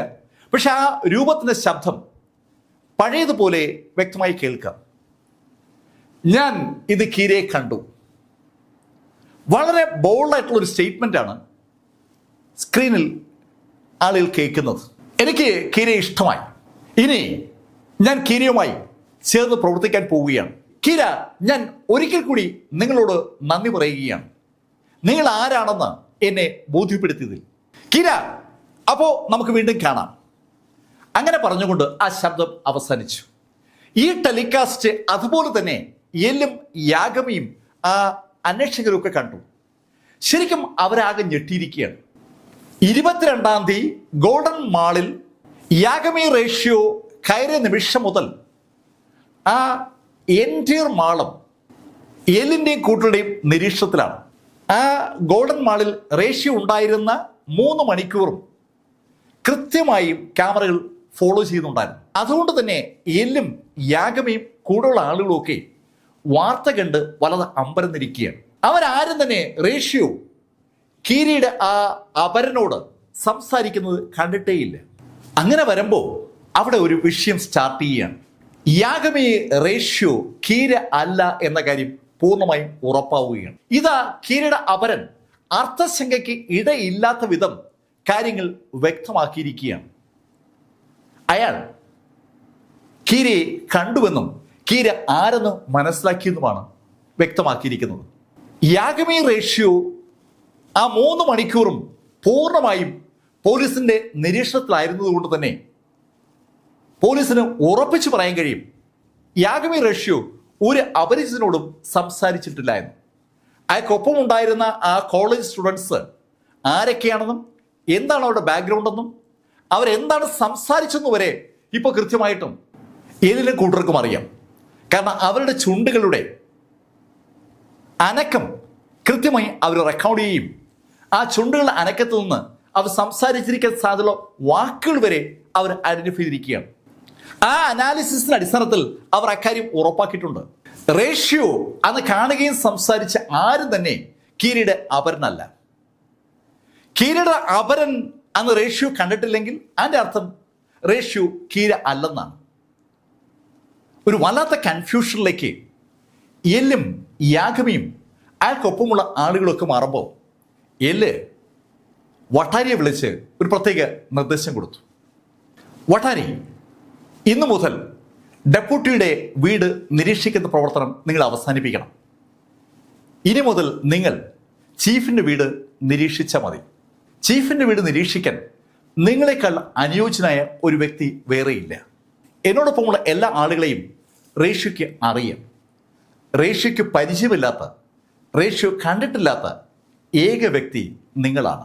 യാഗമി റേഷ്യോ എന്ന ലൈറ്റ് എല്ലിൻ്റെ അടുത്ത് എത്തുന്ന സമയത്തൊന്നും തന്നെ വട്ടാരി ആ മുറിയിലേക്ക് വന്നിട്ടില്ല. അതുകൊണ്ട് തന്നെ വട്ടാരിയെ ഒരിക്കൽ പോലും റേഷ്യോ കണ്ടിട്ടുമില്ല. അക്കാര്യം യാഗമിക്കും എല്ലിനും അവിടെയുള്ള എല്ലാ ഉദ്യോഗസ്ഥർക്കും അറിയാം. അവസാന നിരീക്ഷണം എന്ന നിലയിൽ വട്ടാരിയെ യാഗമിയുടെ വീട് നിരീക്ഷിക്കാനായി എല്ല് ചുമതലപ്പെടുത്തിയ അതേ നിമിഷത്തിൽ യാഗമിയുടെ വീടിൻ്റെ കോളിംഗ് ബെൽ ആരോ അടിച്ചു. ബെല്ലടിക്കുന്ന കേട്ടതും റേഷ്യോയുടെ സഹോദരി വാതിൽ തുറന്നു. പുറത്ത് ഒരു പെൺകുട്ടിയാണ് നിൽക്കുന്നത്. സമയം രാത്രി ഏകദേശം 9 മണിയാണ്. ആ രാത്രിയിൽ അപരിചിതയായ ഒരു പെൺകുട്ടിയെ വീടിന് മുന്നിൽ കണ്ടതും റേഷ്യോയുടെ സഹോദരി അവളോട് ചോദിച്ചു, ഏയ് ആരാ നിങ്ങൾ, എന്താ വേണ്ടേ? ഹലോ, ഞാൻ മിസ് റേഷ്യോയുടെ സുഹൃത്താണ്. റേഷ്യക്കൊപ്പം കോളേജിൽ പഠിക്കുന്നതാണ്. റേഷ്യയുടെ ഒരു ബുക്ക് എൻ്റെ കൈവശമായിപ്പോയി, അത് കൊടുക്കാനാണ് ഞാൻ വന്നത്. മിസ് റേഷ്യോ ഒന്ന് വിളിക്കാവൂ. സുന്ദരിയായ ഒരു പെൺകുട്ടിയാണ് ആ വീടിൻ്റെ പുറത്ത് നിൽക്കുന്നത്. അവൾ റേഷ്യക്കൊപ്പം കോളേജിൽ പഠിക്കുകയാണെന്നും റേഷ്യയുടെ ഒരു നോട്ട്ബുക്ക് അവളുടെ കയ്യിൽ ഇരിക്കുന്നു എന്നൊക്കെ സൂചിപ്പിച്ചതും റേഷ്യയുടെ സഹോദരി വീട്ടിനകത്തേക്ക് നടന്നു. അവൾ സന്തോഷത്തോടെ മുകളിലത്തെ നിലയ്ക്ക് ഓടിപ്പോകുമ്പോൾ അവളുടെ അമ്മയോട് പറഞ്ഞു, അമ്മ, റേഷ്യയുടെ ഗേൾഫ്രണ്ട് വന്നിട്ടുണ്ട്. ഏയ് റേഷ്യോ, നിന്നെ കാണാൻ എൻ്റെ കൂട്ടുകാരി വന്നിരിക്കുന്നു. കൂട്ടുകാരിയോ? അതേന്ന്, ഒരു അടിപൊളി പെണ്ണ, ബാ ബാ ബാ. റേഷ്യയുടെ അനുജത്തിക്ക് റേഷ്യക്ക് ഒരു ഗേൾഫ്രണ്ട് ഉണ്ടെന്ന് കണ്ടപ്പോൾ ശരിക്കും സന്തോഷം, അതിൻ്റെതായ ഒരു ആവേശം അവളുടെ സംഭാഷണത്തിൽ പ്രതിഫലിക്കുകയാണ്. അനുജത്തിയുടെ വാക്കുകൾ കേട്ട് റേഷ്യയും ലേസ്യവും നമ്പരുന്നു. ഈ രാത്രിയിൽ തന്നെ തിരക്കി ഒരു ഗേൾഫ്രണ്ട് ഇവിടെ വരികയും. ഗേൾഫ്രണ്ടോ? അങ്ങനെ ചോദിച്ചുകൊണ്ട് റേഷ്യോ പുറത്തേക്ക് ഇറങ്ങി. റേഷ്യക്കൊപ്പം റിയൂക്കുമുണ്ട്. റിയൂക്കിനെ റേഷ്യക്ക് മാത്രമേ കാണാൻ പറ്റൂ. അതുകൊണ്ട് തന്നെ റേഷ്യയുടെ സഹോദരിയും താഴെ ഇറങ്ങി വന്നപ്പോൾ അമ്മയും റിയൂക്കിനെ കണ്ടിട്ടില്ല. അവരെല്ലാവരും കൂടി വാതിൽക്കലെത്തപ്പോൾ വാതിൽ ഒരു പെൺകുട്ടി നിൽപ്പുണ്ട്. ശരിക്കും ആ വീടിൻ്റെ പുറത്തേക്കുന്ന പെൺകുട്ടി ഒരു സുന്ദരി തന്നെയാണ്. ആ സുന്ദരിയെ കണ്ട് റേഷ്യോ അമ്പരപ്പോടെ ആ പെൺകുട്ടിയെ നോക്കുന്നുണ്ടതും ആ പെൺകുട്ടി റേഷ്യോട് പറഞ്ഞു, ഏയ് റേഷ്യോ, ഞാനേ നിന്റെ ഈ ബുക്ക് തരാൻ വന്നതാണ്. അങ്ങനെ പറഞ്ഞുകൊണ്ട് അവൾ ആ ബുക്കിന്റെ ഒരു വശത്ത് പിടിച്ചിട്ട് മറുഭാഗം റേഷ്യയുടെ കയ്യിലേക്ക് തൊട്ടു. റേഷ്യയുടെ കയ്യിലേക്ക് ആ ബുക്ക് തൊട്ട നിമിഷത്തിൽ റേഷ്യോ അമ്പരപ്പോടുകൂടി ആ കാഴ്ച കണ്ടു. ആ പെൺകുട്ടിയുടെ തൊട്ടു പുറകിൽ ഒരു ഡെത്ത് ഓഫ് ഗോഡ് ഉണ്ട്. മരണത്തിന്റെ മറ്റൊരു ദേവൻ ആ പെൺകുട്ടിയുടെ പുറകെ നിൽക്കുകയാണ്. ശരിക്കും അമ്പരന്ന് പോയ റേഷ്യോ അത്ഭുതത്തോടെ ആ പെൺകുട്ടിയുടെ മുഖത്തേക്ക് നോക്കിയതും അവൾ റേഷ്യോട് പറഞ്ഞു, ഹേയ് റേഷ്യോ, എന്താ അന്തപ്പെട്ട് നോക്കുന്നത്? ഞാൻ മിഷ, നിന്റെ ഈ നോട്ട്ബുക്ക് തരാനായി ഞാൻ വന്നതല്ലേ. അങ്ങനെ വീണ്ടും മിഷ പറഞ്ഞതും സ്വബോധത്തിലേക്ക് മടങ്ങി വന്ന റേഷ്യോ മിഷയോട് പറഞ്ഞു, ഓ മിഷ, പ്ലീസ് കം. അങ്ങനെ പറഞ്ഞുകൊണ്ട് മിഷയെ റേഷ്യോ അകത്തേക്ക് വിളിച്ചു. തന്നെ റേഷ്യോ അകത്തേക്ക് വിളിക്കുമെന്ന് മിഷ ഒരിക്കലും കരുതിയിരുന്നല്ല. മിഷ റേഷ്യോക്കൊപ്പം അകത്തേക്ക് കടന്നു. അവർ രണ്ടുപേരും കൂടി വീടിനകത്തേക്ക് കടന്ന് രണ്ടാമത്തെ നിലയിലേക്ക് നടക്കുമ്പോൾ ആ കാഴ്ച കണ്ടുകൊണ്ട് നിൽക്കുന്ന റേഷ്യയുടെ സഹോദരി അവളുടെ അമ്മയോട് പറഞ്ഞു, അമ്മ, റേഷ്യയുടെ ഗേൾഫ്രണ്ട് കൊള്ളാല്ലേ. അങ്ങനെ അവൾ പറയുമ്പോൾ റേഷ്യയുടെ അമ്മ ആ കാഴ്ച അങ്ങനെ കണ്ടുകൊണ്ട് നിൽക്കുകയാണ്. ഒരു സൂപ്പർ മിനി സ്കർട്ട് ധരിച്ച ആ സുന്ദരിയായ പെൺകുട്ടി റേഷ്യക്കൊപ്പം അവൻ്റെ മുറിയിലേക്ക് കടക്കുകയാണ്. അവര് മുറിയിലേക്ക് കടന്നതും വാതിലങ്ങ് അടഞ്ഞു. റേഷ്യോ കാണാനായി സാധാരണഗതിയിൽ പെൺകുട്ടികളാരും ആ വീട്ടിലേക്ക് വരാറുള്ളതല്ല. ഇവിടെ ഇപ്പോ ഒരു പെൺകുട്ടി വന്നു എന്ന് മാത്രമല്ല, അവൾ ഇതാ റേഷ്യോയുടെ മുറിയിലേക്ക് കയറിയിരിക്കുകയാണ്. റേഷ്യോയുടെ മുറിയിലേക്ക് കടന്ന മിഷ റേഷ്യോട് പറഞ്ഞു, ഏയ് റേഷ്യോ, ഭയപ്പെടേണ്ട കാര്യമില്ല. നീയാണ് കീര എന്ന് അറിഞ്ഞിട്ട് തന്നെയാണ് ഞാൻ ഇവിടേക്ക് വന്നത്. താൻ കീരയാണെന്ന് അറിയാവുന്ന ഒരാൾ ഇതാ തനിക്കൊപ്പം തന്റെ മുറിയിൽ നിൽക്കുകയാണ്. അതിൻ്റെതായ അമ്പരപ്പ് റേഷ്യോക്കുണ്ട്. റേഷ്യോ ലേശം അമ്പരപ്പോടെ മിഷയോട് പറഞ്ഞു, പ്ലീസ് സിറ്റ് ഡൗൺ. മിഷ ഒരു കസേരയിലേക്ക് ഇരുന്നതും നേരെ എതിരുള്ള കസേരയിൽ റേഷ്യോ ഇരുന്നു. റേഷ്യോ മിഷയോട് ചോദിച്ചു, മിഷ, നീ എങ്ങനെയാ ഞാനാണ് കീരയെന്ന് കണ്ടെത്തിയത്? റേഷ്യോ, ഞാൻ കുറെ നാളുകളായി കീരയെ ഫോളോ ചെയ്യുകയാണ്. കഴിഞ്ഞ 6-7 മാസമായി ജപ്പാനിൽ ക്രിമിനലുകൾ ഒരുപാട് കൊല്ലപ്പെടുന്നുണ്ട്. അതിന്റെ കാരണക്കാരൻ കീരയാണെന്ന് എല്ലാവർക്കും അറിയാം. സ്വാഭാവികമായിട്ടും ഇവിടെ ഈ ജപ്പാനിൽ എല്ലാവർക്കും കീരയോട് ഒരു ആരാധനയുണ്ട്. കീരയെ ഇഷ്ടപ്പെടാത്ത ആരും ഇല്ല എന്ന് തന്നെ പറയാം. പോലീസ് നിങ്ങളെ വേട്ടയാടാൻ ശ്രമിക്കുന്നു എന്നുള്ള മറ്റൊരു കാര്യം. പക്ഷേ ജനത്തിന് കീരയെ വല്ലാത്ത ഇഷ്ടമാണ്. കൊല്ലപ്പെടുന്ന മുഴുവൻ ക്രിമിനൽസ് ആയതാണ് അതിന്റെ കാരണം. ഞങ്ങൾക്ക് സാധാരണക്കാർക്ക് തൊടാൻ കഴിയാത്ത ക്രിമിനലുകളാണ് നിങ്ങൾ കാരണം കൊല്ലപ്പെടുന്നത്. അങ്ങനെ അവർ കൊല്ലപ്പെടുമ്പോൾ ഒരു ഗുണമുണ്ടായി. ഈ നാട്ടിലെ ക്രിമിനൽ ആക്ടിവിറ്റീസ് ഏതാണ്ട് നിലച്ചു എന്ന് തന്നെ പറയാം. ആ കാരണം കൊണ്ട് എനിക്ക് നിങ്ങളോട് ഒരു ആരാധന ഉണ്ടായിരുന്നു. നിങ്ങളൊന്ന് കാണണം, സംസാരിക്കണമെന്നൊക്കെ ഞാൻ ആഗ്രഹിച്ചിരുന്നതാണ്. അത്രയും പറഞ്ഞിട്ട് മിഷ തന്റെ പുറകിൽ നിൽക്കുന്ന ഗോഡ് ഓഫ് ഡെത്ത് റെമുവിനെ ഒന്ന് നോക്കി. റെമു മിഷ തന്നെ നോക്കുന്ന കണ്ടതും റേഷ്യോട് പറഞ്ഞു, ഏയ് റേഷ്യോ, ബാക്കി കഥ ഞാൻ പറയാം. ഞങ്ങൾ ഷിമിഗാമികളുടെ ലോകത്ത് ഞങ്ങൾക്ക് പ്രധാന ജോലി എന്ന് പറയുന്നത് ഭൂമിയിൽ മരിക്കാറായ ആളുകളുടെ പേര് നോക്കി അവരുടെ പേര് ഡെത്ത് നോട്ടിൽ എഴുതുക എന്നുള്ളതാണ്. ഞങ്ങളുടെ കിങ് ഞങ്ങൾക്ക് നൽകിയിരിക്കുന്ന ആ ഡെത്ത് നോട്ടിൽ ഞങ്ങൾ കൃത്യമായും പേരുകൾ എഴുതി ഭൂമിയിൽ നിന്ന് അവരെ യഥാസമയം തിരിച്ചു വിളിക്കാറുണ്ട്. ഞാൻ ആ പ്രവൃത്തി അങ്ങനെ ചെയ്തുകൊണ്ടിരിക്കുമ്പോഴാണ് ഒരു ദിവസം എൻ്റെ സുഹൃത്ത് എന്നെ ശ്രദ്ധയപ്പെട്ടത്. ഞങ്ങളെല്ലാവരും വിവിധ സ്ഥലങ്ങളിൽ ഇരുന്ന്, ചിലപ്പോൾ നടന്നും ചിലപ്പോൾ മരത്തിന് മുകളിൽ കയറിയിരുന്നും പല സ്ഥലത്തേക്ക് ഇരുന്നിട്ടൊക്കെയാണ് പലപ്പോഴും ഈ ഡെത്ത് നോട്ടിൽ പേരുകൾ എഴുതുക. ഞങ്ങൾക്ക് എപ്പോഴും നിങ്ങളുടെ ഈ ഭൂമി കാണാൻ പറ്റും. ഓരോ ഡേറ്റിലും മരണപ്പെടേണ്ട ആളുകളുടെ ലിസ്റ്റ് ഞങ്ങളുടെ കൺമുമ്പിൽ വരും.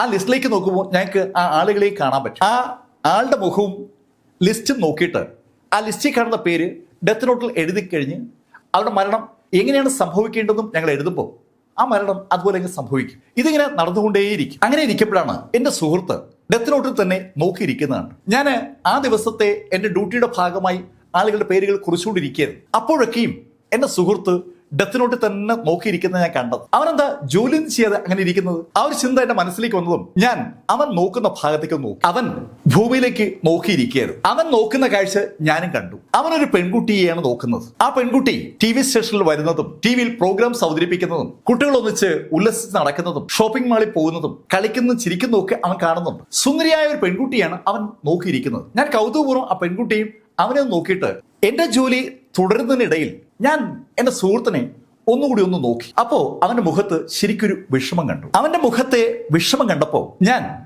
ആ പെൺകുട്ടിയുടെ ലൈഫ് ഒന്ന് നോക്കി. അപ്പോഴാണ് എനിക്ക് മനസ്സിലായത് അന്നേ ദിവസം രാത്രി 9 മണി കഴിയുമ്പോൾ ആ പെൺകുട്ടി കൊല്ലപ്പെടുമെന്ന്. ഞാൻ പെട്ടെന്ന് സമയം നോക്കി. സമയം ഏകദേശം 9 ആകാറായിരിക്കുകയാണ്. ഞാൻ പെട്ടെന്ന് ഭൂമിയിലേക്ക് നോക്കി. ആ പെൺകുട്ടി TV സ്റ്റേഷനിൽ നിന്ന് ഇറങ്ങി അവളുടെ വീട്ടിലേക്ക് നടക്കുകയാണ്. അവള് വിജനമായ ഒരു റോഡിൽ കൂടിയാണ് വരുന്നത്. അപ്പോഴാണ് പെട്ടെന്ന് ഒരാള് അവളുടെ മുന്നിലേക്ക് ചാടി വീണത്. മുന്നിലേക്ക് ചാടി വീണ ചെറുപ്പക്കാരൻ ആ പെൺകുട്ടി കണ്ടതും അവളോട് പറഞ്ഞു, "I love you Misha."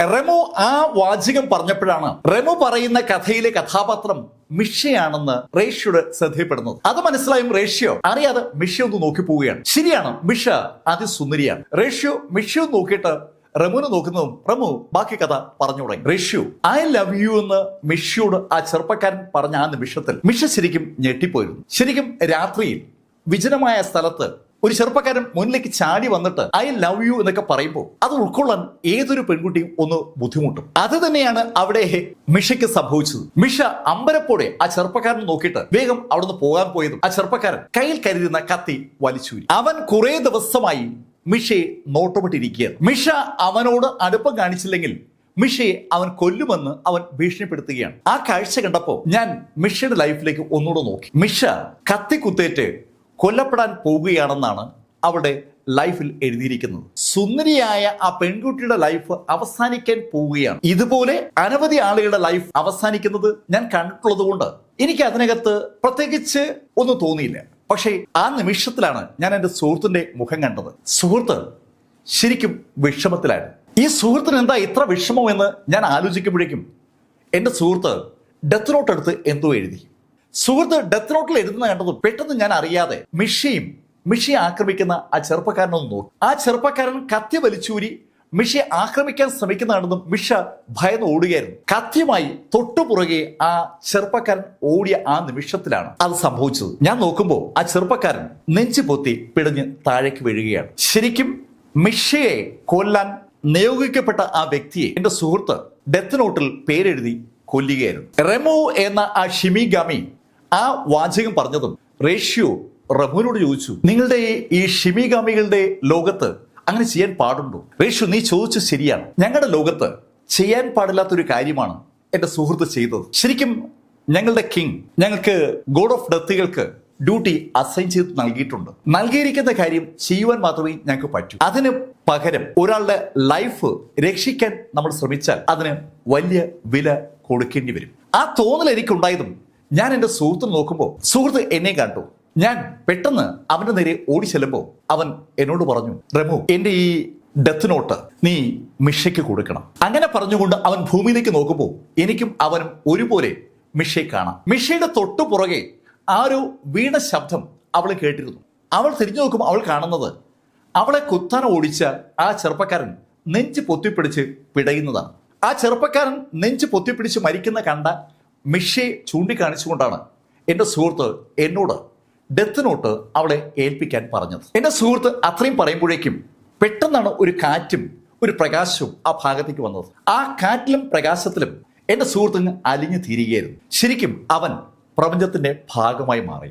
God of death എന്ന അവന്റെ അവസ്ഥ അവസാനിക്കുകയായിരുന്നു. സ്വന്തം ജീവൻ നഷ്ടപ്പെടുത്തിക്കൊണ്ട് അവൻ മിഷയുടെ ജീവൻ രക്ഷിക്കുകയായിരുന്നു. ആ കാര്യം മനസ്സിലായി ഞാൻ ആ ഡെത്ത് നോട്ടുമായി ഭൂമിയിലെത്തി മിഷയെ കാണുകയായിരുന്നു. റെമോ അത് പറഞ്ഞതും അതിന്റെ ബാലൻസ് പറഞ്ഞത് മിഷയാണ്. റേഷ്യോ, എനിക്ക് ഡെത്ത് നോട്ട് കിട്ടിയപ്പോൾ സത്യത്തിൽ അതുപയോഗിച്ച് എന്ത് ചെയ്യണമെന്ന് അറിയില്ലായിരുന്നു. എന്ത് ചെയ്യണം എന്നതിനെ കുറിച്ച് ഞാൻ ആലോചിക്കുമ്പോഴാണ് എനിക്ക് വീണ്ടും കീരയെ ഓർമ്മ വന്നത്. കീര ആളുകളെ കൊല്ലുന്നത് എങ്ങനെ ആയിരിക്കും എന്നതിനെ കുറിച്ച് ഞാൻ പലപ്പോഴും ആലോചിക്കാറുണ്ടായിരുന്നു. ഡെത്ത് നോട്ട് എൻ്റെ കയ്യിൽ കിട്ടുകയും ഡെത്ത് നോട്ട് എങ്ങനെ ഉപയോഗിക്കണമെന്ന് റെമോ എന്നോട് പറയുകയും ചെയ്തപ്പോൾ കീര എങ്ങനെയാണ് ആളുകളെ കൊല്ലുന്നതെന്ന് എനിക്ക് മനസ്സിലായി. ആ നിമിഷം മുതൽ കീരയെ കണ്ടുപിടിക്കാനുള്ള ഒരു ശ്രമത്തിലേക്ക് ഞാൻ കടക്കുകയായിരുന്നു.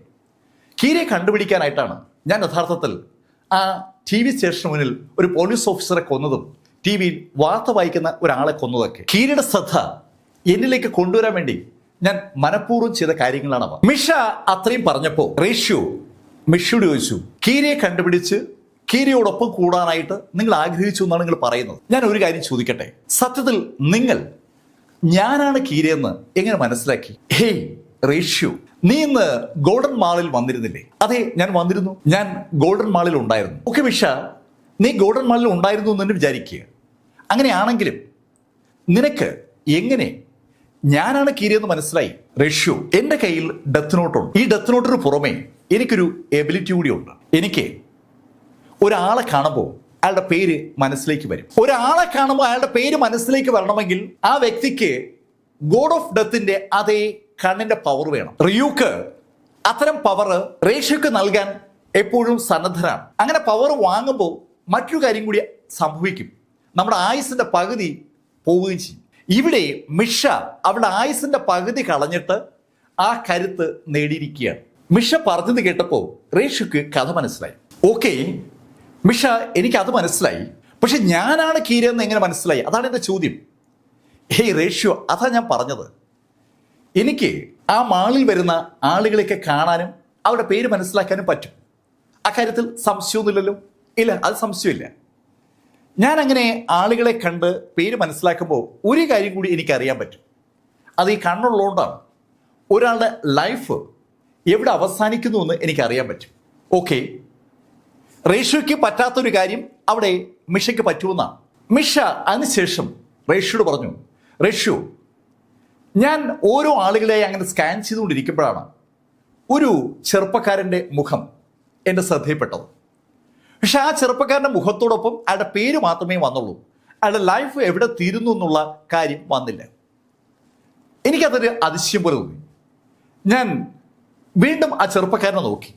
ആ ചെറുപ്പക്കാരനെ എനിക്ക് കാണാൻ പറ്റുന്നുണ്ട്, അയാളുടെ പേരും എനിക്ക് മനസ്സിലാവുന്നുണ്ട്, പക്ഷേ അയാളുടെ ലൈഫിനെ കുറിച്ചുള്ള ഒരു കാര്യവും എനിക്ക് കിട്ടുന്നില്ല. ബാക്കി ആ മാളിലുള്ള മുഴുവൻ ആളുകളുടെയും വിവരങ്ങൾ എനിക്ക് കിട്ടുന്നുണ്ട്. ഞാൻ വീണ്ടും വീണ്ടും ആ ചെറുപ്പക്കാരനെ നോക്കുന്നുണ്ടെന്നും റെമു ആണ് എന്നോട് പറഞ്ഞത്. ഡെത്ത് നോട്ട് കൈവശമുള്ള ഒരാളുടെ ലൈഫ് കണ്ടുപിടിക്കാൻ ഡെത്ത് നോട്ട് കൈവശമുള്ള മറ്റേയാൾക്ക് പറ്റില്ല. എൻ്റെ കയ്യിൽ ഡെത്ത് നോട്ട് ഉണ്ട്. എനിക്ക് ഡെത്ത് നോട്ട് ഇല്ലാത്ത ഏതൊരാളുടെയും ലൈഫ് കൃത്യമായും അറിയാൻ പറ്റും. പക്ഷെ ഡെത്ത് നോട്ട് ഉള്ള ഒരാളുടെ ലൈഫ് അറിയാൻ പറ്റില്ല. ഡെത്ത് നോട്ട് ഉള്ള ആളെ ദൈവമായിട്ടാണല്ലോ കരുതുന്നത്. ഗോഡ് ഓഫ് ഡെത്തിന് പകരമാണല്ലോ ഡെത്ത് നോട്ടുള്ള ആള്. അതുകൊണ്ടാണ് അയാളുടെ ലൈഫ് അറിയാൻ പറ്റാത്തത്. ആ മാളിൽ ഒരേ ഒരാളുടെ ലൈഫ് മാത്രമാണ് എനിക്ക് അറിയാൻ പറ്റാത്തത്. അത് റേഷ്യൂ നീ ആയിരുന്നു. അപ്പോൾ പിന്നെ സംശയമില്ലല്ലോ നീയാണ് കീരയെന്ന്. അതുകൊണ്ടാണ് ഞാൻ രാത്രി TV-യിൽ ആ വീഡിയോ ടെപ്പ് വഴി ആ കാര്യം അറിയിച്ചത്. ഞാൻ കീരയെ കണ്ടുവന്നു. മിഷ അത്രയും പറഞ്ഞപ്പോൾ റേഷ്യോ മിഷയോട് ചോദിച്ചു, മിഷ, നീ ഈ വീഡിയോ ടെപ്പുകൾ തയ്യാറാക്കി TV സ്റ്റേഷനിൽ എത്തിക്കുമ്പോൾ അതിൽ നിന്റെ വിരലടയാളം പതിയില്ലേ? നീ അങ്ങനെ പിടിക്കപ്പെടില്ലേ? ഹേയ് റേഷ്യോ, നീ എന്നെ ഒരു മണ്ടിയായിട്ടാണോ കരുതുന്നത്? TV സ്റ്റേഷനിൽ വന്ന വീഡിയോ ടേപ്പുകളിലുള്ള വിരൽ അടയാളങ്ങൾ ഒന്നും തന്നെ എൻ്റെതാവില്ല. ഞാൻ അവയിൽ സ്പർശിച്ചിട്ടേ ഇല്ല. അതാണ് ശരി. അതിനകത്ത് മറ്റാളുകളുടെ ശബ്ദവും മറ്റാളുകളുടെ വിരൽ അടയാളമാണ് ഉള്ളത്. എൻ്റെ ഒരു സുഹൃത്തിൻ്റെ സഹായത്താൽ ഞാൻ അത് ചെയ്തിരിക്കുന്നത്. അതുമാത്രമല്ല, ആ വീഡിയോ ടേപ്പുകൾ ഞാൻ പോസ്റ്റ് ചെയ്തിരിക്കുന്നത് രാജ്യത്തിൻ്റെ വിവിധ ഭാഗങ്ങളിലുള്ള കൊറിയർ ഓഫീസുകൾ വഴിയാണ്. ഞാൻ ട്രെയിനിൽ ഒരുപാട് യാത്ര ചെയ്താണ് അതൊക്കെ പോസ്റ്റ് ചെയ്തത്. ഒരു കാരണവശാലും ഞാൻ പിടിക്കപ്പെടില്ല എന്ന് ഉറപ്പാക്കിയിട്ട് തന്നെയാണ് ഞാൻ ചെയ്തിരിക്കുന്നത്. മിഷ, അപ്പോഴും എനിക്കൊരു സംശയമുണ്ട്. നീ ഇന്ന് ഗോൾഡൻ മാളിനകത്തുണ്ടായിരുന്നു. ഗോൾഡൻ മാള് പൂർണ്ണമായും ഇന്ന് പോലീസിൻ്റെ നിരീക്ഷണത്തിലുമാണ്. എന്ന് പറഞ്ഞാൽ അതിനകത്ത് വന്നിട്ടുള്ള മുഴുവൻ ആളുകളുടെയും വിഷ്വലുകൾ പോലീസ് എടുത്തിട്ടുണ്ടാവുന്നതാണ്. CCTV ക്യാമറകൾ ഉപയോഗിച്ച് മുഴുവൻ വിഷ്വലും പോലീസ് കളക്ട് ചെയ്തിട്ടുണ്ട്. ഉറപ്പായും നിന്റെ വിഷ്വലും കിട്ടിക്കാണും. ഹേയ് റേഷ്യോ, നീ ഈ ഫോട്ടോ നോക്കി.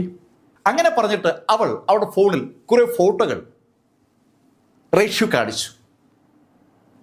ആ ഫോട്ടോകൾ കണ്ട റേഷ്യുടെ പുറകിൽ നിൽക്കുന്ന റേഷ്യുടെ ഗോഡ് ഓഫ് ഡെത്ത് റേഷ്യോട് പറഞ്ഞു, ഹേയ് റേഷ്യോ, ഈ ഫോട്ടോ കണ്ടാൽ ഇത് മിഷിയാണെന്ന് ആരും പറയില്ല. അവൾ ഇപ്പൊ കാണുന്ന വേഷത്തിലേ അല്ല ഗോൾഡൻ മാളിൽ എത്തിയിരിക്കുന്നത്. ഒരു കട്ടി കണ്ണടയൊക്കെ വെച്ച് മുഖത്ത് മറ്റൊരു ശൈലിയിലുള്ള ആവരണമൊക്കെ അണിഞ്ഞ് തലമുടി ആകെ മാറ്റി ഒരു വേറൊരു വേഷത്തിലാണ് യഥാർത്ഥത്തിൽ മിഷ ആ മാളിനകത്തുണ്ടായിരുന്നത്. തൻ്റെ മുന്നിലിരിക്കുന്ന പെൺകുട്ടിയാണെന്ന് ആരും പറയില്ല. മിഷ റേഷ്യോട് പറഞ്ഞു, റേഷ്യോ, ഞാൻ TV പ്രോഗ്രാം അവതരിപ്പിക്കുന്ന ആളല്ലേ. ഈ വേഷത്തിൽ ഞാൻ മാളിൽ വന്നാൽ സകല ആളുകളും എന്നെ കാണില്ലേ, എന്നെ തിരിച്ചറിയില്ലേ. അതുകൊണ്ട് ഞാൻ പലപ്പോഴും ഈ ശൈലിയിൽ രൂപമാറ്റം വരുത്തി മേക്കപ്പ് അണിഞ്ഞ് മറ്റൊരാളായിട്ടാണ് ഇത്തരം മാളുകളിൽ പോവുക. അതുകൊണ്ട് തന്നെ എന്നെ ഒരു കാരണവശാലും പോലീസിന് ഐഡന്റിഫൈ ചെയ്യാൻ പറ്റില്ല. പോലീസിന്റെ സംശയം എന്നിലേക്ക് വരികയില്ല. വളരെ സമർത്ഥമായിട്ടാണ് മിഷ കാര്യങ്ങൾ കൈകാര്യം ചെയ്തിരിക്കുന്നത്. മിഷ, എന്താ താങ്കളുടെ ഉദ്ദേശം? റേഷ്യോ, ഞാൻ നേരത്തെ സൂചിപ്പിച്ചല്ലോ, എനിക്ക് കീരിയുമായി ചേർന്ന് പ്രവർത്തിക്കണം. എൻ്റെ അച്ഛനും അമ്മയും എൻ്റെ കൺമുന്നിൽ വെച്ചാൽ കൊല്ലപ്പെട്ടത്. അവരെ കൊന്നത് റോബർട്ടും അയാളുടെ കൂട്ടാളികളുമാണ്. അവരെ ഒന്നും ചെയ്യാൻ പറ്റാതെ ഞാൻ വിഷമിച്ചിരിക്കുമ്പോഴാണ് കീര ക്രിമിനൽസിനെ കൊല്ലുന്ന കാഴ്ച ഞാൻ കണ്ടത്. എനിക്ക് അന്ന് മുതൽ കീരയുമായി സഹകരിക്കാനും എൻ്റെ അച്ഛനെയും അമ്മയും കൊന്ന ആളുകളെ കൊല്ലാനുള്ള താല്പര്യമുണ്ട്. ഒരു ഓപ്പർച്യൂണിറ്റി ഇപ്പോഴാണ് ലഭ്യമായത്. മിഷ, പെട്ടെന്ന് നീ എന്നോട് സഹകരിച്ചാൽ സ്വാഭാവികമായിട്ടും പോലീസിന് സംശയം കൂടും. റേഷ്യോ, അതിനൊരു എളുപ്പമാർഗമുണ്ട്. ഞാൻ നിന്റെ ഗേൾ ഫ്രണ്ടാണെന്ന് പറ. സത്യമായിട്ടും എനിക്ക് നിന്നെ വലിയ ഇഷ്ടവുമാണ്. നിന്നെപ്പോലെ സുന്ദരനായ ഒരു ചെറുപ്പക്കാരനെ ആരാ ഇഷ്ടപ്പെടാത്തത്?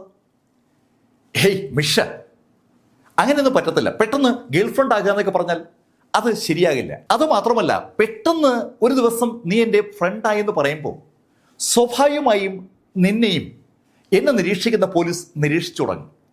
നീ എന്തിനാ എൻ്റെ ഫ്രണ്ടായത്? എന്താണ് എൻ്റെ കാരണം? നീ ഞാൻ തമ്മിലുള്ള ബന്ധം എന്താണ്? പെട്ടെന്ന് ഫ്രണ്ട്ഷിപ്പ് ഉണ്ടാകുന്ന അടിസ്ഥാനം എന്താണ്? അങ്ങനെ പലതും അവർ അന്വേഷിക്കും. ചിലപ്പോൾ നീയാണ് പുതിയ കീര എന്നുള്ള കാര്യം ആ കാരണത്താൽ അവർ കണ്ടുപിടിക്കാനും ഇടയുണ്ട്. അത് അപകടമാണ് നിനക്കും എനിക്കും. അങ്ങനെ റേഷ്യോ പറഞ്ഞതും മിഷ റേഷ്യോട് പറഞ്ഞു, റേഷ്യോ, ഇവിടെ കീരയുടെ കപ്പാസിറ്റി കീരയ്ക്ക് മാത്രം മതി. നീ ഇതാ ഈ ഡെത്ത് നോട്ട് വെച്ചു. എനിക്ക് ഈ ഡെത്ത് നോട്ടൊന്നും വേണ്ട. ഞാൻ പൂർണ്ണമായും നിന്റെ ഗേൾ ഫ്രണ്ട് ആയിരിക്കും. നീയുമായി ചേർന്ന് ഈ നാടിനെ രക്ഷിക്കാൻ ശ്രമിക്കുന്ന ഒരു സുഹൃത്ത് മാത്രമായിരിക്കും ഞാൻ. അങ്ങനെ പറഞ്ഞുകൊണ്ട് അവൾ ആ ഡെത്ത് നോട്ട് റേഷ്യോയുടെ കയ്യിലേക്ക് കൊടുത്തു. ഡെത്ത് നോട്ട് റേഷ്യോയുടെ കയ്യിലേക്ക് വാങ്ങുമ്പോൾ റേഷ്യോയുടെ കണ്ണൊന്ന് തിളങ്ങി.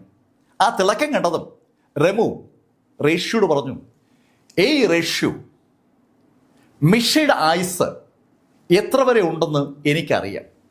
അതിനു മുമ്പ് മിഷയ്ക്ക് എന്തെങ്കിലും സംഭവിച്ചാൽ റേഷ്യോ, ഞാൻ നിന്റെ പേര് എൻ്റെ ഡെത്ത് നോട്ടിൽ അങ്ങ് എഴുതും. കഥയുടെ ഈ ഭാഗം ഞാനിവിടെ അവസാനിപ്പിക്കുന്നു. അടുത്ത ഭാഗമായി അടുത്ത ദിവസം നമുക്ക് വീണ്ടും കാണാം. ഇതുവരെ ഡെത്ത് നോട്ടിന്റെ കഥ നിങ്ങളോട് പറഞ്ഞത് ലൈഫിൽ നിന്ന് BS ചന്ദ്രമോഹൻ. കമന്റിൽ ചെയ്യുക. Thank you.